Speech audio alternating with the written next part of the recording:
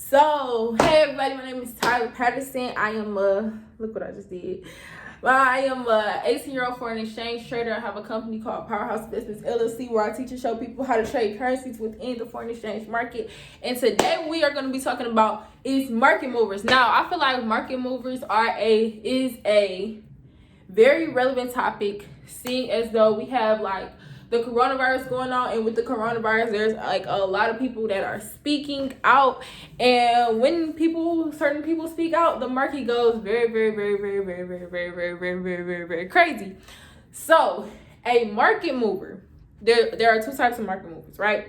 One type of market mover is a person of position or power that discloses certain economical information about a specific country, and you know that information is valid because of their position of power, right? So let's say Trump,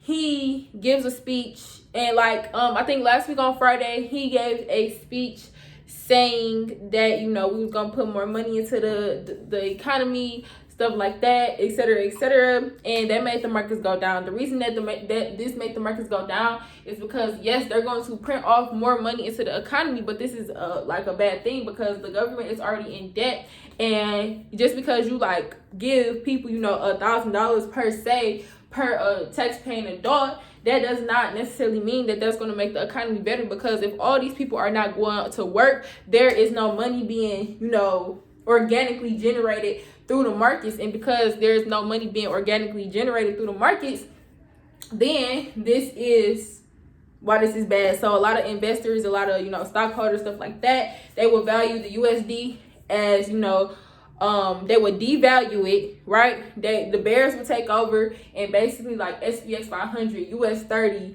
went down. Anything that's USD XXX went down. Anything that's XXX USD went up, right?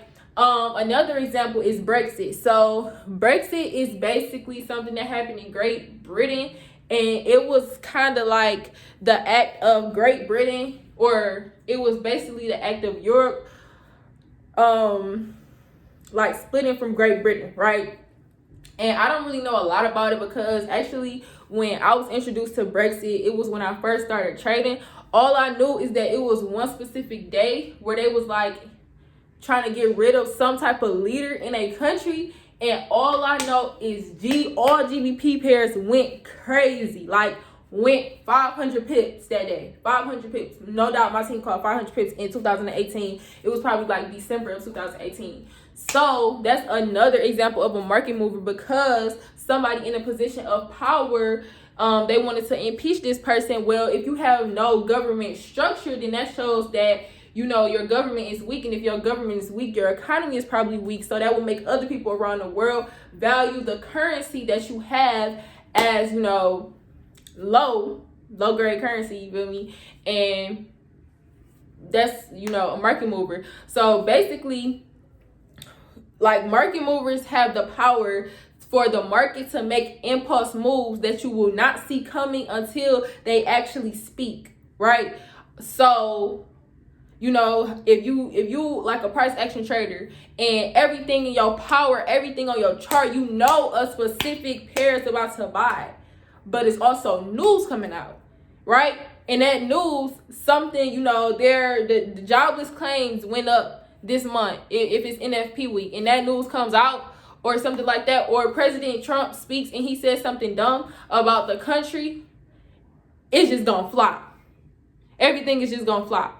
And when everything flops, you feel me, that's not good. Now you in a trade, and you confused because you don't look at the news, so you confused why did this? I know this was supposed to buy. I know this was supposed to buy, because you didn't check for if news was coming out. So just keep that in mind when y'all trading, that news does have a big factor, especially with everything that's happening in the world right now. You definitely want to put news on your checklist of stuff to do when you are trading, right? When you're trading. So another market movers are the banks. So when you trade, you want to trade like a bank. And I'm gonna actually make another video of examples of how to trade with the banks, or the psychology that you need to have when you are trading like a bank. Because things like stop losses, yes, I do, encourage all beginners to use stop losses and stuff like that. But brokers and banks can see your stop losses. Brokers and banks, they know about the mass education that's going around. So you ever been in a trade and you hit stop loss, and as soon as you hit stop loss, the trade goes in the direction that you want it to go in?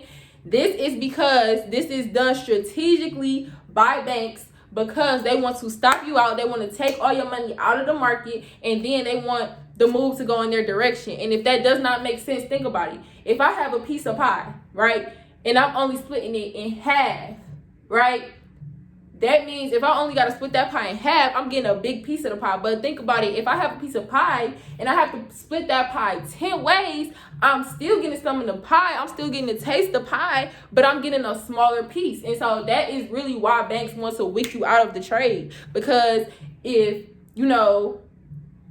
you're in the trade and they're in the trade and they're trading with more capital, of course, they're still going to make money. But if you're not in the trade, if you're not actively trading the market, if you get stopped out and if you lose money, 9 times out of 10, you're not going to get back in the trade. So if you don't get back in the trade, now they have more power to make more money in the market, right? And so when you're trading, that's very, very, very important. And once you become a more experienced trader like me, I don't trade with stop losses, especially if it's my own signal. I'm my stop loss, right? I'm my own stop loss. So once I feel that I'm losing too much money, or once I see something in the market that makes me want to get out of a trade, that's when I get out. I don't use stop losses. If I wake up and something bad happens, something bad just gonna happen, because I'm not about to put a stop loss, look at a chart, literally see the market wick my stop loss, and then turn around and then hit TP4. No, that's gonna make me madder than blowing an account. That's gonna make me feel worse than blowing an account, right? So I personally don't use TPs because of market movers, and the reason that banks are able to move the market is because they have so much capital. Because when you put your money into savings accounts, certificate of deposits, or money market accounts, which are 2 different types of savings accounts, all the banks does is collect all this money together, put it into the market, and then trade it. That's why the banks don't actually have your money. So if everybody, this is how the Great Depression happened. If everybody in the world just went to the bank and took out their money, eventually the banks will run out of money, because they actually don't have that money on hand in the bank. They're trading it in the market to actually make money. And then because they borrowed your money to have enough capital to put in the market to move the market, they give you a 1% interest rate on your money per year.